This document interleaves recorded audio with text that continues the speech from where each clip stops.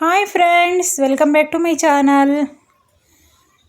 ಬನ್ನಿ, ಇವತ್ತು ಸಬ್ಬಕ್ಕಿ ಸೊಪ್ಪಿನ ಮಸಾಲೆ ಇಡ್ಲಿನ ಮಾಡೋಣ.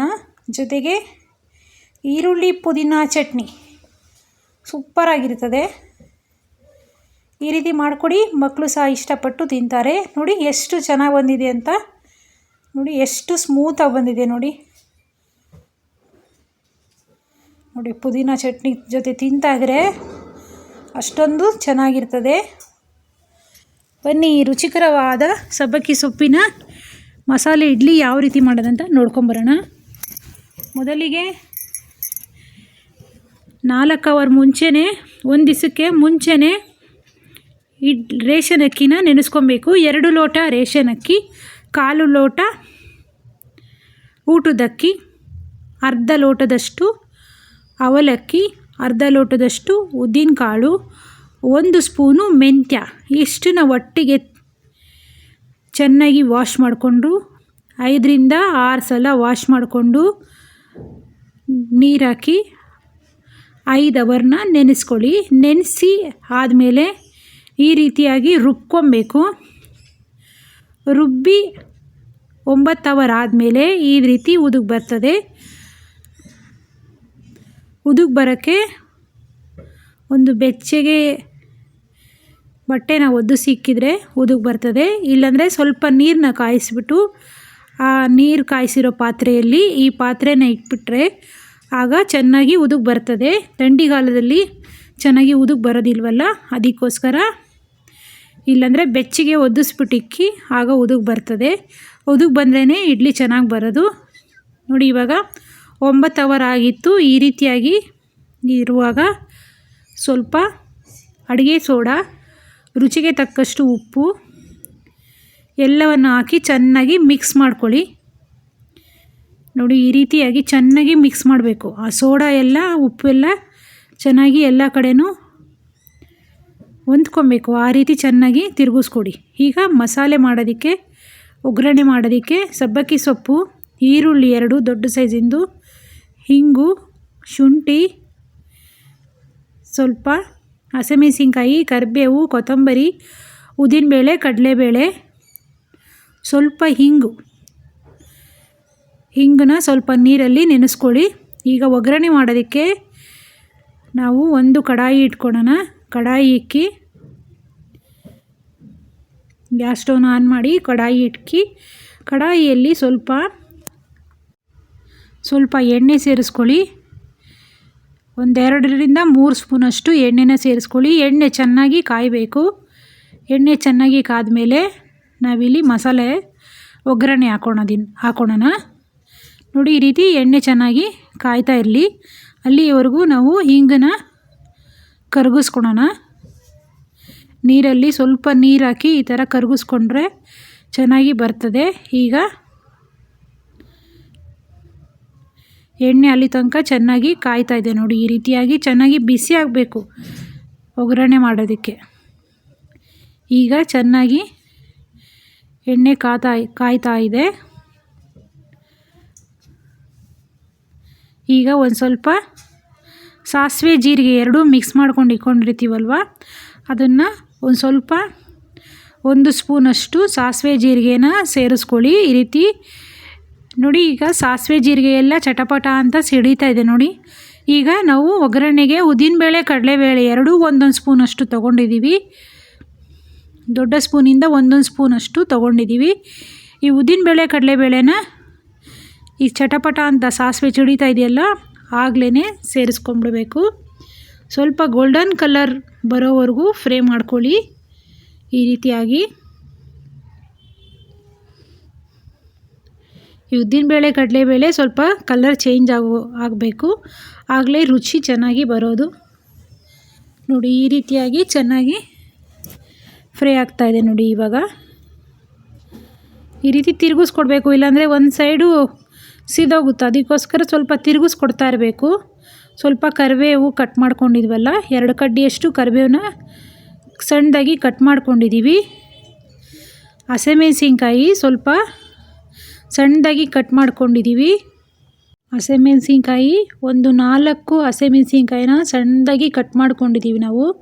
1 ಇಂಚು ಶುಂಠಿನ ಚೆನ್ನಾಗಿ ಜಜ್ಕೊಂಡಿದ್ದೀವಿ. ಸ್ವಲ್ಪ ಹಿಂಗನ್ನ ಕರಗಿಸ್ಕೊಂಡಿವಲ್ಲ ಅದನ್ನು ಸಹ ಸೇರಿಸ್ಕೊಳ್ಳಿ. ಈ ರೀತಿ ಹಿಂಗನ್ನು ಸೇರಿಸ್ಕೊಳ್ಳಿ, ಆಗ ತುಂಬ ಟೇಸ್ಟಿಯಾಗಿ ಬರ್ತದೆ. ಬೇಗ ಇಡ್ಲಿನೂ ಜೀರ್ಣ ಆಗುತ್ತೆ.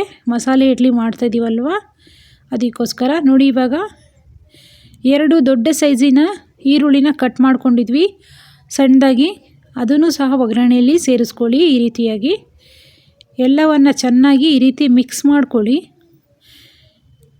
ಸಬ್ಬಕ್ಕಿ ಸೊಪ್ಪನ್ನ, ಬರೀ ಸೊಪ್ಪನ್ನ ಚೆನ್ನಾಗಿ ಕಟ್ ಮಾಡ್ಕೊಂಡಿದ್ದೀವಿ ಇಲ್ಲಿ ಸಣ್ಣದಾಗಿ. ಸಬ್ಬಕ್ಕಿ ಸೊಪ್ಪನ್ನ ಈ ರೀತಿ ಸಣ್ಣದಾಗಿ ಕಟ್ ಮಾಡ್ಕೊಂಡಿರೋ ಸಬ್ಬಕ್ಕಿ ಸೊಪ್ಪನ್ನ ಎಷ್ಟು ಬೇಕಾದರೂ ಸೇರಿಸ್ಕೊಬೋದು. ನಾನಿಲ್ಲಿ 1 ಬೌಲಷ್ಟು ಸಬ್ಬಕ್ಕಿ ಸೊಪ್ಪನ್ನ ಸೇರಿಸ್ಕೊಂಡಿದ್ದೀವಿ, 1 ದೊಡ್ಡ ಬೌಲಷ್ಟು. ನೋಡಿ, ಇವಾಗ ಚೆನ್ನಾಗಿ ಒಗ್ಗರಣೆಯಲ್ಲೇ ಚೆನ್ನಾಗಿ ಹಾಕಿ ಮಿಕ್ಸ್ ಮಾಡ್ಕೊಳ್ಳಿ. ಈಗ ಸ್ವಲ್ಪ ತಿರುಗಿಸ್ಕೊಡೋಣ. ಸ್ವಲ್ಪ ರುಚಿಗೆ ತಕ್ಕಷ್ಟು ಉಪ್ಪನ್ನ ಸೇರಿಸ್ಕೊಳ್ಳಿ. ಈರುಳ್ಳಿಗೆ ಸಬ್ಬಕ್ಕಿ ಸೊಪ್ಪಿಗೆಲ್ಲ ಎಷ್ಟು ಪ್ರಮಾಣದಲ್ಲಿ ಉಪ್ಪು ಬೇಕೋ ಅಷ್ಟು ಪ್ರಮಾಣದಲ್ಲಿ ಮಾತ್ರ ಸೇರಿಸ್ಕೊಳ್ಳಿ. ಇಲ್ಲಿ ಇಡ್ಲಿಗೂ ಸಹ ಸೇರಿಸ್ಕೊಂಡಿದ್ವಲ್ಲ, ಕೊತ್ತಂಬರಿನೂ ಸ್ವಲ್ಪ ಹಾಕಿ ಎಲ್ಲ ಚೆನ್ನಾಗಿ ಮಿಕ್ಸ್ ಮಾಡಿಕೊಂಡು ಆ ಒಗ್ಗರಣೆ ಮಾಡಿರೋ ಮಸಾಲೆನ ಈ ಇಡ್ಲಿ ಹದದಲ್ಲಿ ಸೇರಿಸ್ಕೊಂಡ್ಬಿಡ್ಬೇಕು.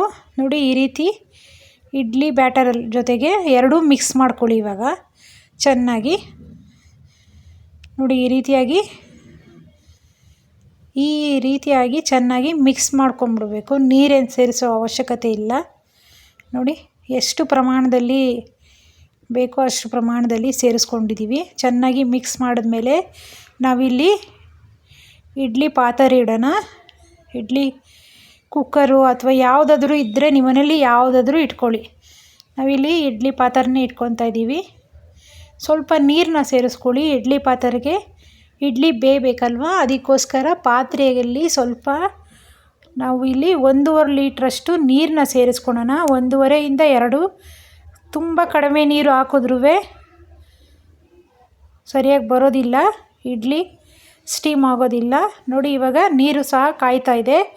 ಈಗ ಎಣ್ಣೆ ಹಾಕಿ ಸ್ವಲ್ಪ ಈ ರೀತಿ ಗ್ರೀಸ್ ಮಾಡೋಣ. ತಟ್ಟೆಗೆಲ್ಲ ಈ ರೀತಿಯಾಗಿ ಗ್ರೀಸ್ ಮಾಡಿಬಿಟ್ಟು ಹಾಕಿ, ಇಲ್ಲ ನೀವು ಬಟ್ಟೆ ಹಾಕಂಗಿದ್ರೆ ಬಟ್ಟೆ ಮೇಲಾದರೂ ಹಾಕೊಬೋದು. ಒಟ್ಟಿನಲ್ಲಿ ಈ ರೀತಿ ಚೆನ್ನಾಗಿ ಸ್ವಲ್ಪ ತಟ್ಟೆಗೆ ಎಣ್ಣೆ ಸವರ್ಕೊಂಡು ಹಾಕೊಳ್ಳಿ, ಆಗ ಅಂಟೋದಿಲ್ಲ. ಅದಕ್ಕೋಸ್ಕರ ಸ್ವಲ್ಪ ಎಣ್ಣೆನ ಸೇರಿಸ್ಕೊಳ್ಳಿ. ಇವಾಗ ಸ್ವಲ್ಪ ಬ್ಯಾಟರ್ನ ಸೇರಿಸ್ಕೊಂಡು ಈ ರೀತಿಯಾಗಿ ನೋಡಿ, ಈ ರೀತಿಯಾಗಿ ಹಾಕ್ಕೊಂಡಿದ್ದೀವಿ ಎಲ್ಲವನ್ನು. ಎಲ್ಲ ಈ ರೀತಿಯಾಗಿ ಒಂದೊಂದೇ ಇಡ್ಲಿ ತಟ್ಟೆಯಲ್ಲಿ ಸೇರಿಸ್ಕೊಂಡು ಒಂದು ಪ್ಲೇಟ್ನ ಕ್ಲೋಸ್ ಮಾಡಿ ಒಂದು 15 ನಿಮಿಷ ಕಾಲ ಹೈ ಫ್ಲೇಮಲ್ಲೇ ಇಟ್ಕೊಂಡು ಬೇಯಿಸ್ಕೊಳ್ಳೋಣ. ಆಗ ಚೆನ್ನಾಗಿ ಇಡ್ಲಿ ಬರ್ತದೆ. ನೋಡಿ, ಈ ರೀತಿಯಾಗಿ ಪ್ಲೇಟ್ನ ಕ್ಲೋಸ್ ಮಾಡಿಬಿಟ್ಟು ಇಡೋಣ. ನೋಡಿ, ಇವಾಗ 15 ನಿಮಿಷ ಆಗ್ತಾಯಿದೆ. ಅಲ್ಲಿವರೆಗೂ ನಾವು ಚಟ್ನಿಗೆ ಒಗ್ಗರಣೆ ಹಾಕೊಳ್ಳೋಣ. 4 ಈರುಳ್ಳಿ, ದೊಡ್ಡ ಸೈಜಿಂದ 4 ಈರುಳ್ಳಿ, 1 ಕಟ್ಟು ಪುದೀನ, 1 ಇಂಚು ಶುಂಠಿ, ಹಸಿಮೆಣಸಿನ್ಕಾಯಿ, ಕೊತ್ತಂಬರಿ, ಕರಿಬೇವು, ಇಷ್ಟಕ್ಕೆ ಒಗ್ಗರಣೆ ಮಾಡೋಣ. ಇವಾಗ ಸ್ವಲ್ಪ ಕೊಬ್ಬರಿನ ಮಿಕ್ಸಿಯಲ್ಲಿ ಕಟ್ ಮಾಡ್ಕೊಂಡು ಹಾಕ್ಕೊಂಡಿದ್ದೀವಿ. ಪುದೀನ ಚಟ್ನಿಗೆ ಇದು ಮಾಡ್ತಾ ಇರೋದು ನಾವು. ಪುದೀನ ಚಟ್ನಿಗೆ ಒಗ್ಗರಣೆ ಹಾಕೋದಕ್ಕೆ ಒಂದು ಕಡಾಯಿ ಇಟ್ಕೊಳ್ಳಿ. ಒಂದು ಕಡಾಯಿ ಇಟ್ಕೊಂಡು 2 ಸ್ಪೂನಷ್ಟು ಎಣ್ಣೆನ ಚೆನ್ನಾಗಿ ಕಾಯಿಸ್ಕೊಳ್ಳಿ.